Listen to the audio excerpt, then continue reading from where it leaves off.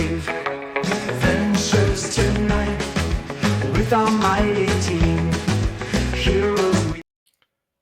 Terry Pratchett's Discworld to join the Kickstart tabletop role-playing game $1 Million Club. Yeah, I guess so.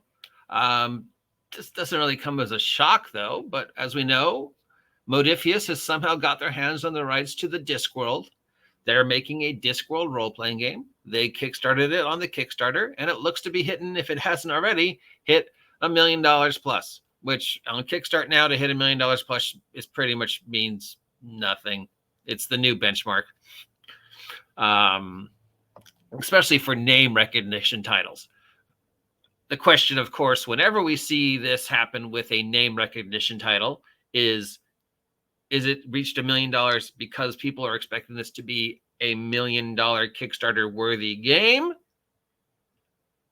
That it's going to change science fiction fantasy role-playing games forever. It's an actual comment someone made about this. Apparently this person didn't know that it was a book series and a series of movies. So is it going to be noteworthy, epic, genre changing, or is it simply reached that amount of money because the name recognition of Terry Prachett? People are already fans of the Discworld series, and they're like, well, I mean, it's going to be a Discworld coffee table book with some role-playing in it, right? I'll buy it because I like Discworld. And if that's the case, is it going to just sit on the shelves like so many of these other IP-linked role-playing games, never seeing the light of day? I mean, I guess they don't care. They've already made their money. But I don't know, man. I don't know. Does it really... when you go through your brain and think, oh, tabletop role-playing game IPs that haven't been made yet. And does Discworld, first come to mind, or Riverworld, or any of the other science fiction fantasy book series out there that haven't already been gobbled up? Well, if it's not Lord of the Rings or Star Wars, I guess. What else is there? Are there other big science fiction and fantasy book series that aren't Lord of the Rings? Earthsea? Oh yeah, we could do Earthsea. Discworld? Yeah, let's do Discworld. The kids love that world. It's a world on disc, and it's got that whole turtle meme.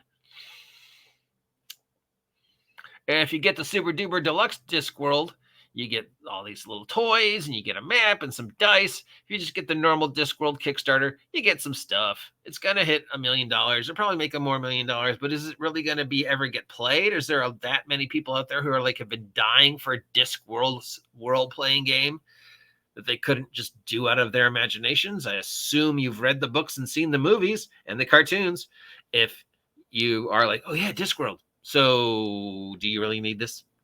I'm assuming it's using the Modiphious 2D10 system, which ranges from reviews of being, it's amazing, to, I've seen better. I don't know, man.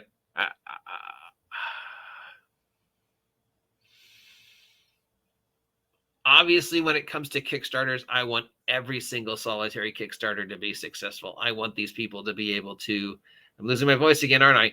I want these people to be able to have their dreams, right? On the other hand, it's like, yeah, but is it going to ever see the light of day, or is it just going to sit on the shelves? I mean, I've got the 2022 most anticipated role-playing game, Blade Runner, that I kickstarted, sitting on my shelf. I think I've opened the book actually twice. Will I ever play a Blade Runner role-playing game? No, doubtful. Will I ever run a Blade Runner role-playing game using the system that I kickstarted? Doubtful. Do I have any desire to play a Blade Runner cyberpunk role-playing game?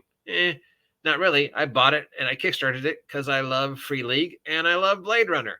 But I knew going in, it was going to sit on my shelf, probably gathering dust, just like the Electric State. I kickstarted it. I don't expect to ever run it or play it. But it's sitting on my shelf, gathering dust. Maybe a year from now, I'll sell it off. I don't know. It just seems like, whenever we're doing these kind of Kickstarters, there's always the question of what's going to happen to it after. That said, I wish them nothing but success. I wish each and every person who's kickstarting to at least hit the bare minimum, like our good friend Ed, because it's, you're putting your heart and soul out there and you're trying to make a change to the tabletop role-playing game community, whether it be one little teeny product or a bunch of products or whatever. And maybe one of you becomes the next Shadow Dark. And if there's enough Shadow Darks out there that takes us out of the current stagnant, ugly, controversy-filled cesspool that the tabletop role-playing game community has become, and gets us back on the right track of, hey, this is just a fun game about goblins with sticks, well, I'm all for that. So congratulations, Terry Pratchett. Hopefully people actually play your game. I'll talk to you later.